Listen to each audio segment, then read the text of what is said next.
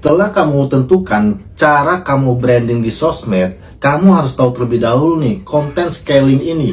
Content scaling ini cocok banget nih untuk kamu lakukan berulang-ulang, dan konten mana yang cocok untuk kamu gunakan setiap harinya atau setiap minggu ataupun setiap bulannya. Jadi ada konten yang kamu harus pertahankan, ada konten yang harus kamu buang, ataupun ada konten yang harus kamu tambahkan atau kamu bumbui. Misalnya seperti ini.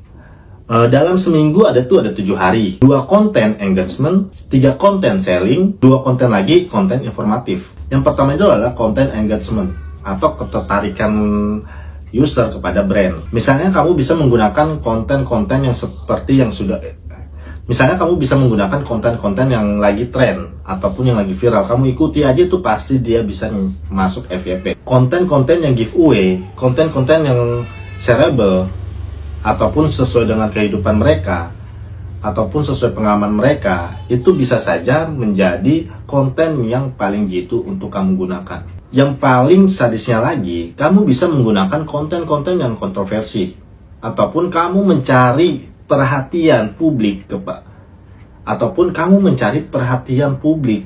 Terus 3 konten selling, kamu bisa menggunakan konten produk-produk review, menggunakan review USP-nya, unique selling point dari produk itu apa, keunikan dari produk itu apa dari yang lain. Terus kamu bisa menggunakan konten-konten promosi yang sedang diskon, yang sedang flash sale, dan lain-lainnya.